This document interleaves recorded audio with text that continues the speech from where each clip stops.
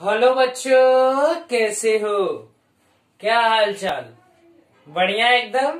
सो चलिए आज के लेक्चर में डिस्कस करने जा रहे हैं बेटा potential energy stored in a stretch wire. अगर कोई वायर स्ट्रेच कर दिया गया है तो उसके अंदर जो आप एनर्जी लगा करके, जो फोर्स लगा करके उस वायर को आपने स्ट्रेच किया है, वही एनर्जी उस वायर के अंदर स्टोर हो जाती है। किसके फॉर्म में? पोटेंशियल एनर्जी के फॉर्म में। और उसी को कैलकुलेट करेंगे कि how to calculate potential energy which is stored in a stretch wire. चलिए देखते हैं। मेरा नाम है हर्ष सिंह और हमारा आपका एक प्यारा सा चैनल हर्ष फिजिक्स वाले, और आज हम पढ़ने जा रहे हैं potential energy stored in a stretch wire. उसका फॉर्मूला है potential energy equal to half stress into strain into volume, या इसको हम ऐसे भी लिखते हैं कि potential energy per unit volume equal to half stress into strain. ठीक है कि पर यूनिट वॉल्यूम पे पोटेंशियल एनर्जी का जो फॉर्मूला है half into stress into strain. Clear है बेटा? तो चलिए आज इसको डिराइव करेंगे कि हाउ ये फॉर्मूला आया कैसे, how to calculate this. So let me सी।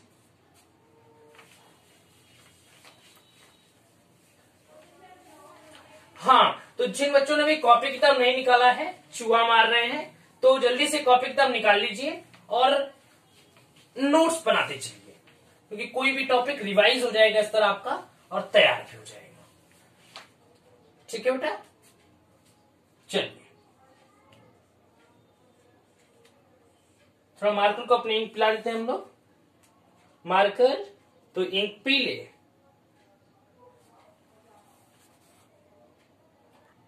तो चलिए बेटा इसको डिराइव करते हैं। देखिए डेरिवेशन इसका देखते हैं हम लोग। डेरिवेशन, ठीक है। अब देखिएगा, मान लेते हैं हमारे यहां पे वायर है, एक यहां पे हमने एक वायर ले लिया, ठीक है। और इस वायर को मैंने नीचे की डायरेक्शन में एक फोर्स लगा करके मैंने इस वायर के ऊपर एक फोर्स अप्लाई किया, और ये जो वायर है बेटा यह एक्सपेंड कर गया, बढ़ गया। ये वायर क्या कर गया? एक्सपेंड कर गया। इट मीन्स दैट बढ़ गया। कितना बड़ा बेटा? यहां पे ये इसका ओरिजिनल पोजीशन था और ये ओरिजिनल पोजीशन से डेल्टा एल लेंथ इंक्रीज कर गया। इसकी ओरिजिनल लेंथ क्या थी बेटा? मान लेते इसकी ओरिजिनल लेंथ एल थी। अब यह अपने ओरिजिनल लेंथ से डेल्टा एल इंक्रीज कर गया। क्या कर गया? डेल्टा एल इंक्रीज कर गया। अब इसकी ओरिजिनल लेंथ क्या है? L plus delta L, L plus delta L. Clear है बेटा? अब देखिएगा, ध्यान दीजिए यहां पे। तो बेटा आपने ये तो पढ़ा ही होगा, Hooke's law, E equal to stress upon strain. Hooke's law क्या कहता है? मॉडुलस ऑफ इलास्टिसिटी क्या कहता है? Stress upon strain. लेकिन यहां पे तो हम लोग केस डिस्कस कर रहे हैं वायर का, और वायर के केस में क्या होता है? Young's modulus. वायर केस में क्या होता है? Young's modulus, longitudinal stress upon longitudinal strain.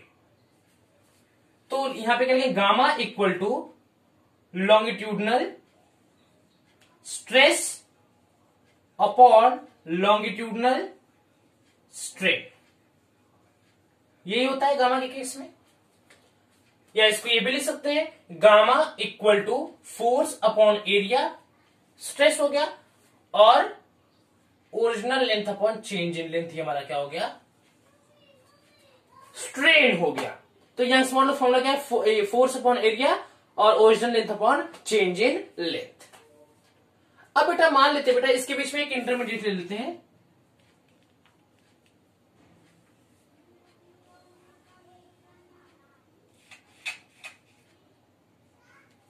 ठीक, मान लेते हैं अभी इस समय इसका लेंथ है बेटा ओरिजिनल लेंथ एल।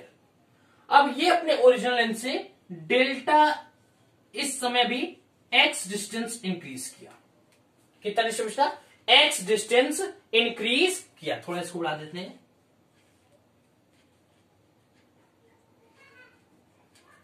ये अपने लेंथ से अभी x डिस्टेंस इंक्रीज किया है, अभी डेल्टा एल पे नहीं पहुंचा है, अभी सिर्फ और सिर्फ स्मॉल अमाउंट डेल्टा, ये ओनली x अमाउंट ये इंक्रीज किया है। ठीक, अब देखिएगा, और मान लेते इसे छोटा सा एक और लेंथ, छोटा सा लेंथ dx लेंथ इसने इंक्रीज किया। कितना लेंथ बेटा? dx लेंथ इसने इंक्रीज किया। तो बेटा इसके लिए यहां पे यंग्स मॉडुलस फॉर्मूला क्या होगा? Gamma equal to force upon small area A, ठीक है, original length upon change in length, और यहां पे चेंज इन लेंथ कितना है? x। कितना बेटा? x। इसका मतलब ये है एफ के फॉर्म में, अगर फोर्स के फॉर्म में लिखे तो फोर्स इक्वल टू क्या हो जाएगा? ये टर्म इधर gamma A X upon L, ये होगा। मीन्स है बेटा जो फोर्स है वह x पे डिपेंड कर रहा है, ये जो फोर्स है ये x पे डिपेंड कर रहा है। आप जितना जनरली सोचिए बेटा, इमेजिन करिए, आप अपने डेली लाइफ में सोचिए कि just suppose that you have a spring, आपके पास एक स्प्रिंग है, आप उस स्प्रिंग को थोड़ा सा अगर खींचना है, स्प्रिंग को अगर थोड़ा सा स्ट्रेच करना है तो हमें स्मॉल अमाउंट ऑफ फोर्स लगाना पड़ता है। लेकिन उसी अगर स्प्रिंग को आपको बहुत ज्यादा एक्सपेंड करना है, उसको स्ट्रेच करना है, तो आपको ज्यादा अमाउंट ऑफ फोर्स लगाना पड़ता है। ठीक है, जैसे आपने वायर लिया, वायर को थोड़ा सा खींचना है, वायर को आपको थोड़ा सा खींचना है, ठीक, तो आप स्मॉल अमाउंट ऑफ फोर्स लगाओ। लेकिन अगर उसी वायर को बहुत ज्यादा खींचना है तो खूब लार्ज अमाउंट ऑफ फोर्स लगाना पड़ता है। इसीलिए जो फोर्स है बेटा वह डिस्प्लेसमेंट पे डायरेक्टली प्रोपोर्शनल दिख रहा है। यहाँ पे जितना एक्सपेंड हो रहा है, स्ट्रेच हो रहा है, उसके ऊपर डायरेक्टली प्रोपोर्शनल कौन? फोर्स। कि स्प्रिंग हो या फिर स्ट्रिंग हो, आपको उसको जितना ज्यादा एक्सपेंड करना है, जितना स्ट्रेच करना है, उसके लिए उतना ही ज्यादा अमाउंट का फोर्स अप्लाई करना पड़ेगा। क्लियर बेटा? तो देखिए ये तो x फिर dx, तो मैं बस इतना यहां समझाने की यही कोशिश कर रहा हूं बेटा कि यहाँ पे जो हमारा फोर्स है वो कांस्टेंट फोर्स नहीं है, वो फोर्स हमारा वेरिएबल है। कि इसको अगर x अमाउंट, इस वायर को x अमाउंट स्ट्रेच करना था तो हमें कोई और अमाउंट का फोर्स लगाना पड़ा। लेकिन अगर उसे हमें डेल्टा एल स्ट्रेच करना पड़ेगा तो हमें फोर्स की वैल्यू भी चेंज करनी पड़ेगी, क्योंकि डेल्टा एल जो है वो x से छोटा है। समझिएगा इस बात को, डेल्टा एल x से छोटा है, very sorry, delta L x से बड़ा है। x की वैल्यू छोटी, फोर्स की वैल्यू छोटी, डेल्टा एल की वैल्यू बड़ी x से, तो फोर्स की वैल्यू भी क्या हो जाएगी? बढ़ जाएगी, क्योंकि फोर्स क्या है बेटा? वो लेंथ पे, स्ट्रेच लेंथ पे डायरेक्टली प्रोपोर्शनल है। आप जितना ज्यादा वायर को स्ट्रेच करोगे उतना अमाउंट ऑफ फोर्स लगाना पड़ेगा। तो डेल्टा एल तो x से बड़ा है, तो अगर डेल्टा एल बड़ा है तो आपका फोर्स भी बड़ा होना चाहिए, क्योंकि उसके ऊपर भी डायरेक्टली प्रोपोर्शनल होगा। अरे भाई gamma equal to force upon area L upon delta L, ठीक है। अब इसको F के टर्म में लिखिए, F इक्वल टू क्या हो जाएगा? गामा ए डेल्टा एल अपॉन एल, यही होगा या नहीं होगा? तो यहां पे देखिए डेल्टा एल के डायरेक्टली प्रोपोर्शनल फोर्स, अगर डेल्टा एल के डायरेक्टली प्रोपोर्शनल फोर्स, तो डेल्टा एल की वैल्यू तो x से बड़ी हो गई, तो जितना ज्यादा डेल्टा एल होगा उतना ज्यादा फोर्स लगाना पड़ेगा। और यहाँ पे x की वैल्यू तो छोटी है, जितना छोटा है, अब जितना कम एक्सपेंड करो, जितना कम उसको स्ट्रेच करोगे उतना कम फोर्स लगाना पड़ेगा। आप अपने डेली लाइफ में थोड़ा उसको इमेजिन करके फील लेने की कोशिश करो बेटा। फिजिक्स का मतलब फील नहीं है, फिजिक्स नहीं है।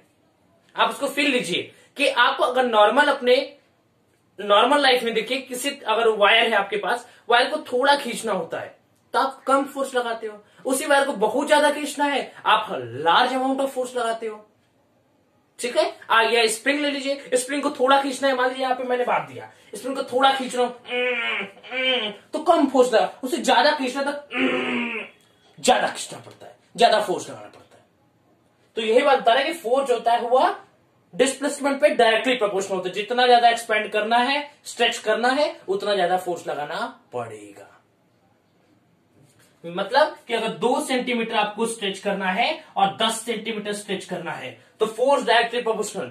अगर 2 सेंटीमीटर स्ट्रेच करने में 1 यूनिट का फोर्स लग रहा है तो 10 सेंटीमीटर को के लिए ज्यादा अमाउंट ऑफ फोर्स लगाना पड़ेगा। क्लियर है बेटा? उम्मीद करता हूं समझ में आना चाहिए। एक बार बता रहा हूं, देखिए यक्स के लिए यहां पे फोर्स की वैल्यू ये है, तो यहां पे पता क्या चल रहा है कि फोर्स जो है वो डायरेक्टली प्रोपोर्शनल है यक्स की। अगर यक्स की वैल्यू डेल्टा एल से छोटी है तो हमारी फोर्स भी छोटी होगी। डेल्टा एल बड़ा है यक्स से तो हमारा फोर्स भी बड़ा होगा। तो बस ये बताने का मकसद बस इतना ही है कि यहाँ पे जो फोर्स है बेटा वो वेरिएबल फोर्स है। क्या बेटा? वेरिएबल फोर्स है। और अगर आप यहां पे कर देते हो, इस करो, देखो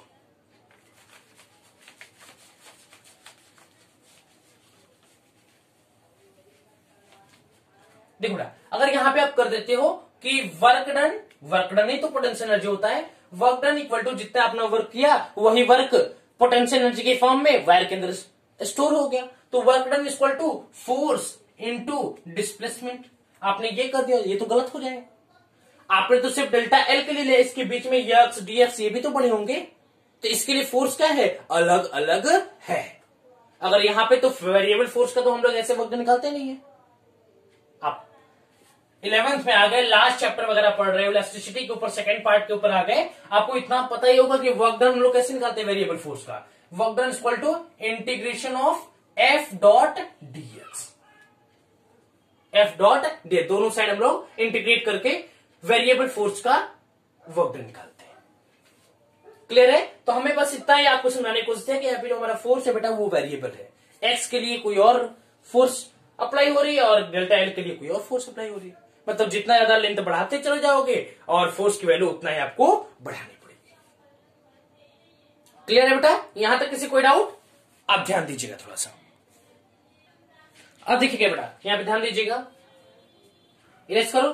चलो बस इस डायग्राम छोड़ देते हैं क्योंकि इसी से हमें फॉर्मूला को कैलकुलेट करना है। अब आगे का मैं इरेज करता हूं।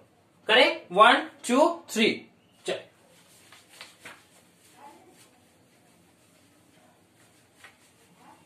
देखिएगा, ध्यान दीजिए बेटा।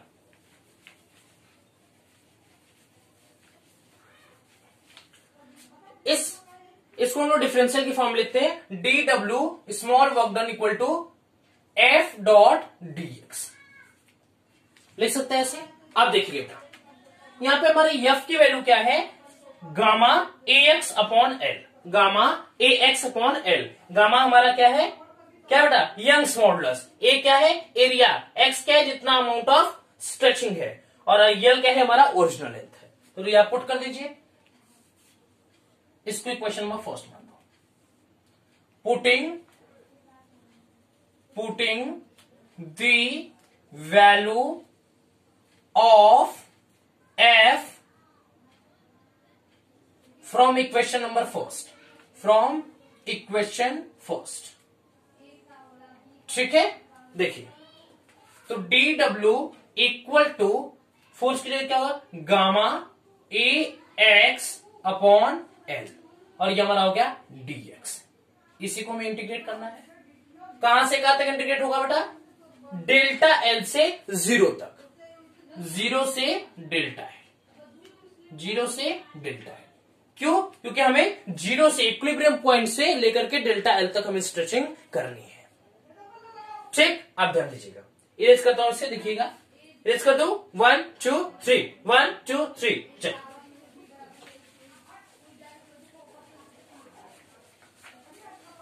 ध्यान दीजिए बेटा।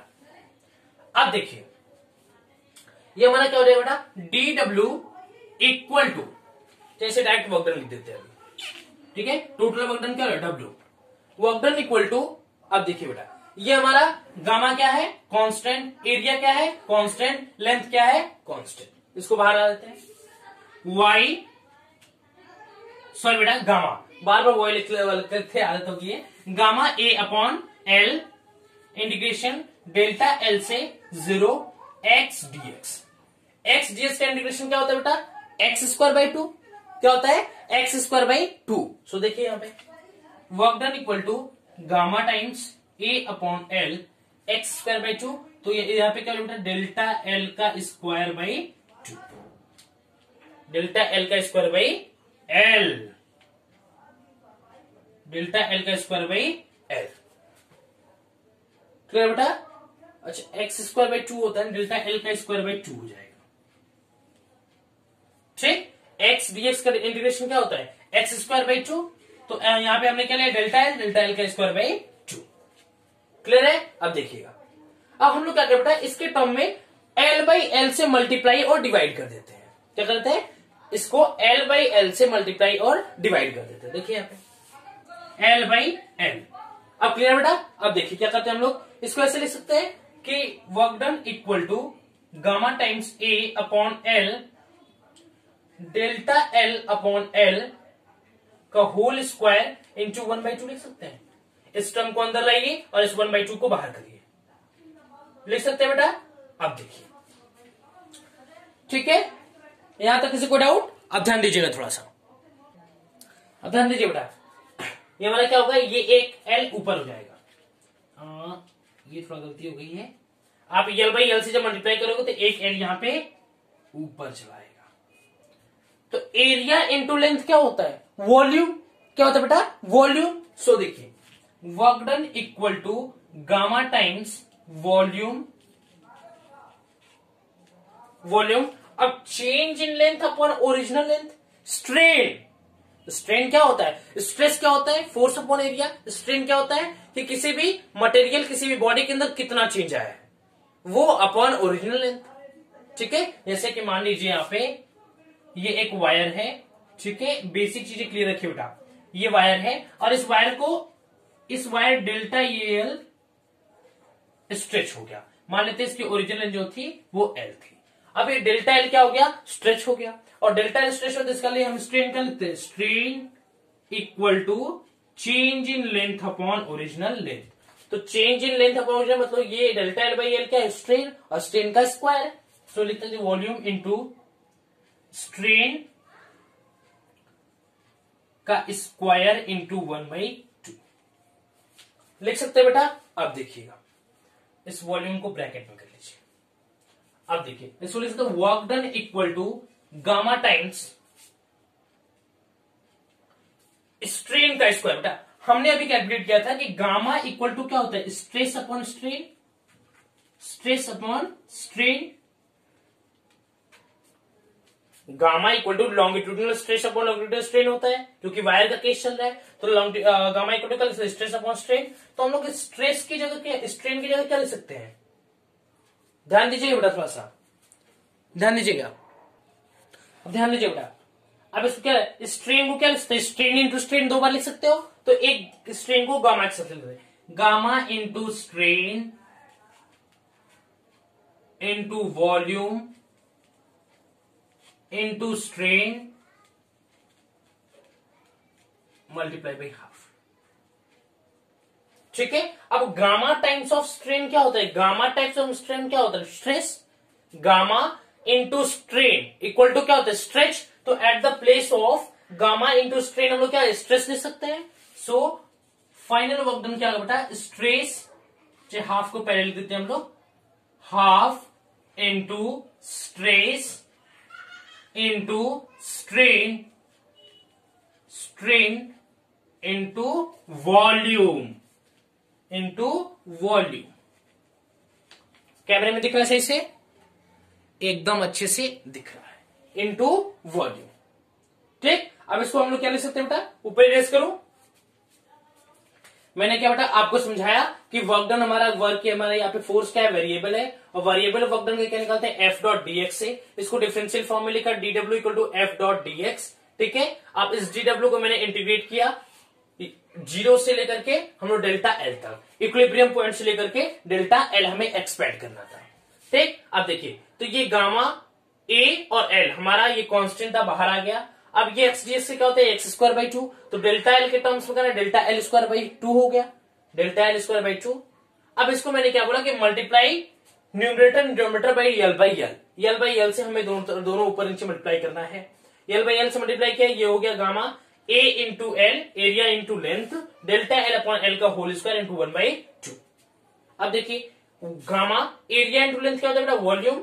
अब ये हमारा चेंज इन लेंथ, अब ओरिजिनल लेंथ क्या होगा, स्ट्रेन का स्क्वायर इंटू 1/2। अब देखिएगा work done equal to gamma time strain को क्या लिख सकते हो, स्ट्रेन इंटू स्ट्रेन हो सकता है, स्ट्रेन का स्क्वायर है तो इसको क्या लिख सकते हो आप, स्ट्रेन इंटू स्ट्रेन लिख सकते हो।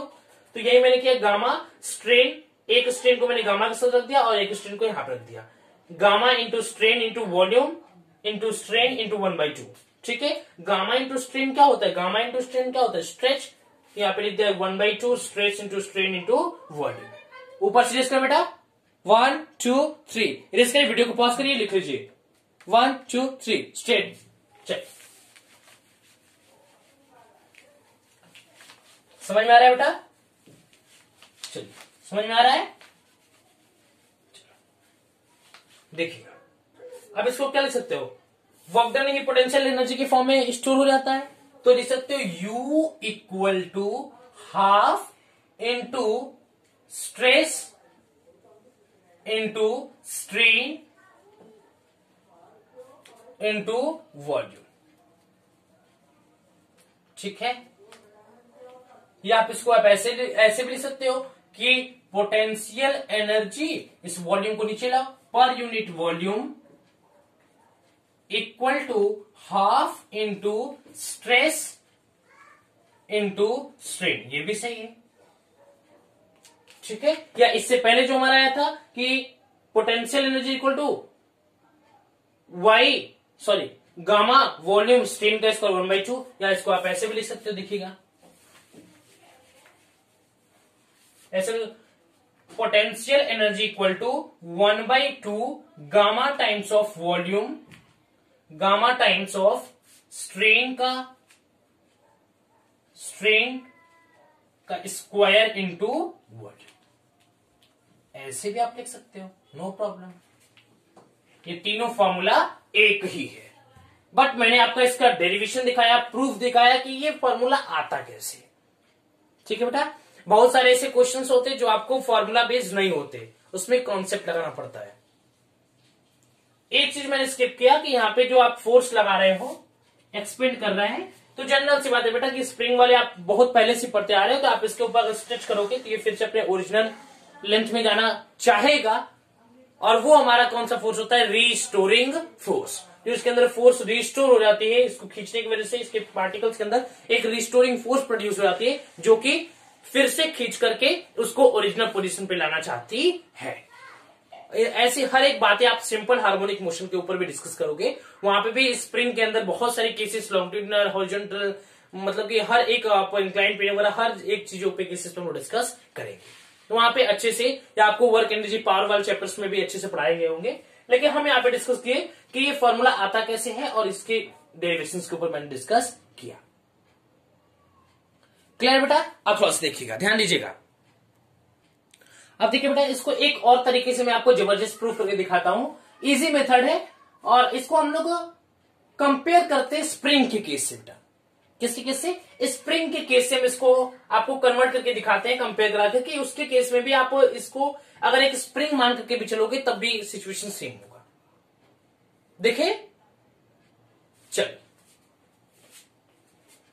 1 2 3 रेस करता हूं, वीडियो को पॉज करिए, लिख लीजिए। चलिए देखिएगा, ध्यान दीजिएगा बेटा।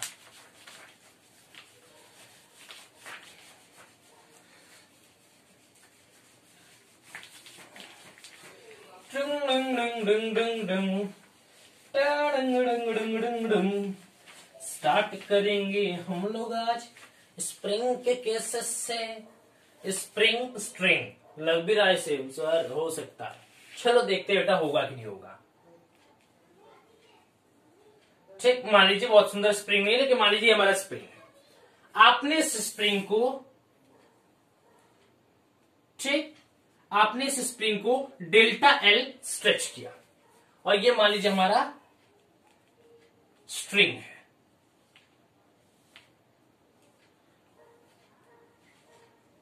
ये हमारा स्ट्रिंग है, और हमने इस स्ट्रिंग को भी डेल्टा एल स्ट्रेच किया। ठीक है, इन दोनों का ओरिजिनल जो लेंथ है बेटा मान लेते हैं एल है। क्या है? एल है। तो बेटा रिस्टोरिंग फोर्स दोनों में डेवलप होगी, रिस्टोरिंग फोर्स दोनों के अंदर डेवलप होगा। ये दोनों चाहेंगे कि हम अपने ओरिजिनल लेंथ पे चले जाएं, ओरिजिनल पोजीशन पे चले जाएं। और हमारा रिस्टोरिंग फोर्स क्या होता है? एफ आर, आर डिनोट कर रिस्टोरिंग फोर्स को, इक्वल टू स्प्रिंग के केस में क्या होता है? के डेल्टा एक्स। लेकिन हमारे यहां पे डेल्टा एक्स क्या होता है बेटा? जितना अमाउंट ऑफ स्प्रिंग स्ट्रेच हुआ है। लेकिन यहां पे तो डेल्टा एल है, तो लिख सकते हो के डेल्टा एल। और नेगेटिव साइन इसलिए हो क्योंकि इसके अपोजिट एक्शन होता है। ठीक, तो आप क्या लिख सकते हो? एफ रिस्टोरिंग इक्वल टू के डेल्टा एल। माइनस क्यों नहीं लगाया? वो डायरेक्शन के लिए होता है बेटा, और उसका कोई मीनिंग नहीं है, सिर्फ वो डायरेक्शन के लिए लगता है क्योंकि हमारे ये रिस्टोरिंग फोर्स जो है वो हमारे डिस्प्लेसमेंट के अपोजिट डायरेक्शन में लगता है। इसकी वजह से यहां पे हम नेगेटिव साइन यूज करते हैं। और इसके हिसाब से हम लोग अगर हम लोग फोर्स की वैल्यू देखें तो गामा इक्वल टू क्या होगा? Stress upon strain, stress upon strain. ठीक है, गामा का यूज क्यों कर रहे हैं बेटा? क्योंकि लॉन्गिट्यूडल स्ट्रेस लॉन्गिट्यूडल स्ट्रेन होगा, तो आप लोग वायर का केस लिया है। So gamma equal to force upon area original length upon change in length, ये होगा। अब हम लोग यफ के अगर यहां पे यफ के लिए निकाले तो क्या होगा बेटा? Gamma area change in length upon original length, ये हो जाएगा।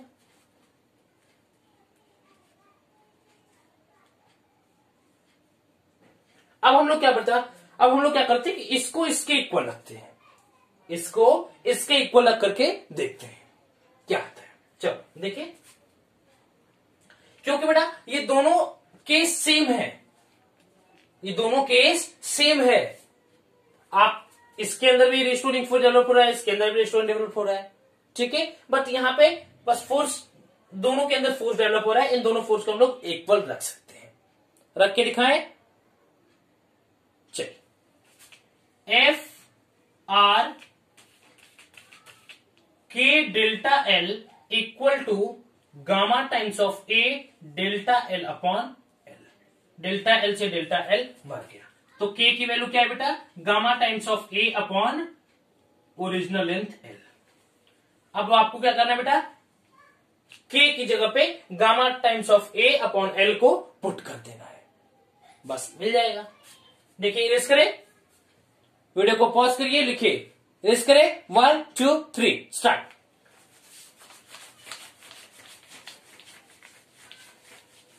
हमें तो बस के की वैल्यू चाहिए gamma times of A upon original length, gamma times of A upon original length.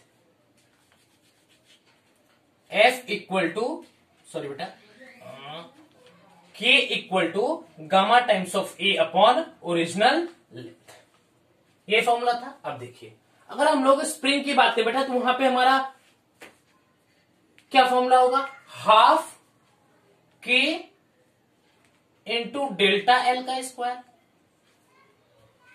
हुआ नहीं हुआ? अब देखिए, के की वैल्यू पुट करिए, half gamma times of A upon L into delta L का स्क्वायर।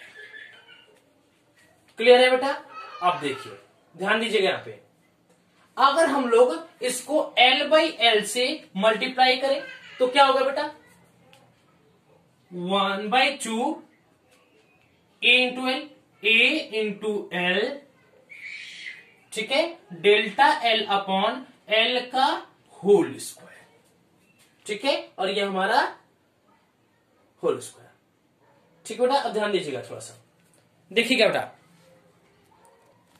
ठीक है बेटा, अब देखिए, और ये हमारे पे गामा यहां हमारा छोटा है, गामा को यहां पे लिख लेते हैं। ठीक, अब ये हमारा है क्या बेटा?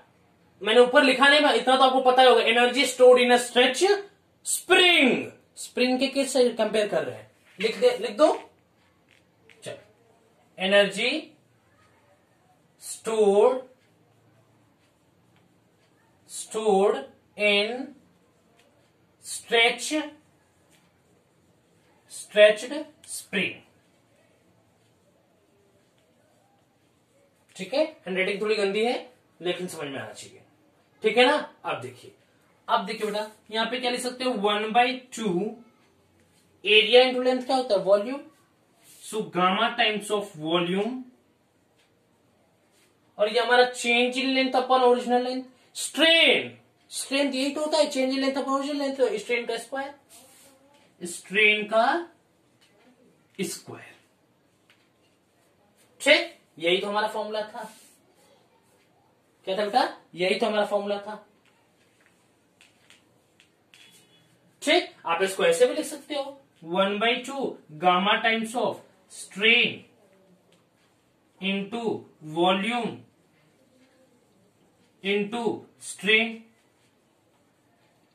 अब हम लोग जानते हैं कि गामा इक्वल टू क्या होता है? Stress upon strain. तो गामा टाइम्स ऑफ स्ट्रेन क्या होगा? स्ट्रेस।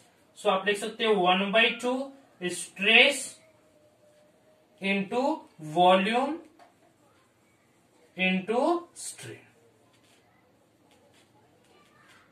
इस तरह भी हमारा फॉर्मूला निकल करके आ गया। क्लियर है बेटा? तो बस बेटा आज की वीडियो में इतना ही। तब तक के लिए पढ़ाई करते रहिएगा। All the very best.